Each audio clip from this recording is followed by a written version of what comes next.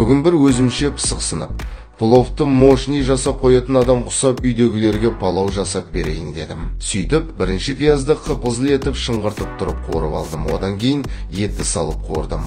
Қазір небір білгіштер бірінші етті қорат деп нерді қайнатады. Негізі қайсын бірінші қорсаңдарда өздерің білесіңдер ғой. Сәбізді әдеттегідей салаңдатып ұзыншалап тұрап, бір өтегін беріп жатқандай аямай саламыз. Оны да әбден шыңғыртып тұрып қуырамыз. Зира мира, приправаны қосып үстіне су құйып аламыз. Дәміне қарай тұзын салып, бұрқылдатпай баяу отта еті жұмсарғанша қайнатамыз. Өзімше плов бастағанда қайтейін. Үйде күріш таусылып қалыпты.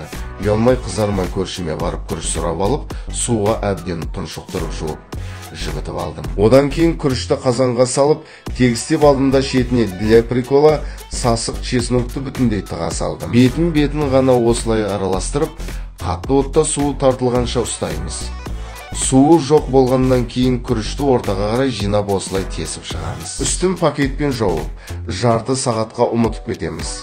Пловпен жеуге жазда бір жерім телеп жапқан әгүршік мен аганекті ашып қойдым. Дайын болған пловты легенге салып опырып тұрып жеп аламыз.